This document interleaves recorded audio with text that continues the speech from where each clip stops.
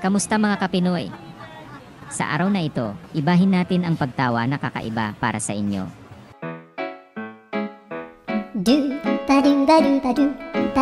Alam nyo ba ang pinagkaiba ng aso at pusa? Ang aso, kapag biglang tumakbo at tumahol may ibang tao. Ang pusa kapag walang tao, dahan-dahan na itatakbo ang ulambo sa mesa. Alam mo ba?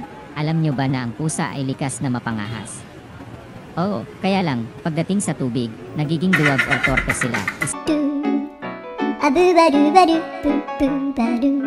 Isang panahon, noong isang araw, may isang penguin na nagtungo sa beach. Bakit kaya? Ang sagot, i-research at abangan natin yan.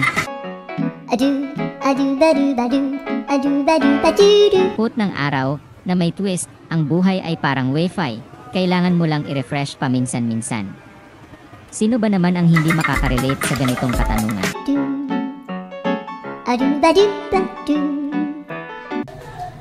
Oras na para sa kaligayahan. Ano ang tawag sa isang manok na tumakbo palabas ng sinehan? Popcorn chicken. Natawa ka ba? Huwag na lang po sagutin, baka bigla akong himatayin. Laro tayo ng totoo o hindi totoo ba o hindi na may isang barbero na nagkukwento ng corny na mga jokes habang nanggugupit.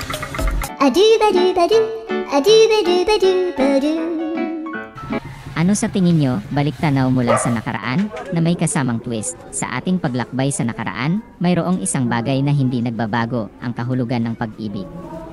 Pero alam nyo ba na noong unang panahon, ang ghosting ay literal na paglalakad ng mga multo sa mga madilim na kalsada?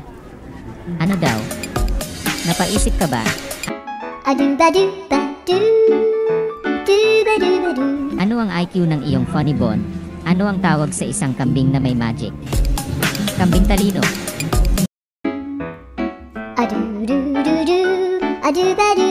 Ang siyensya ng pagtawanan. Bakit kaya tayo natatawa kapag nakakakita ng mga fails sa internet? Dahil ba sa kapalpakan o sa pag-asang bukas ay mas magiging magaling tayo?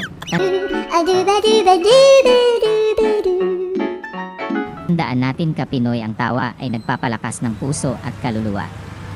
Kaya't huwag nating kalimutang maging masaya at magbigay ng ngiti sa kapwa.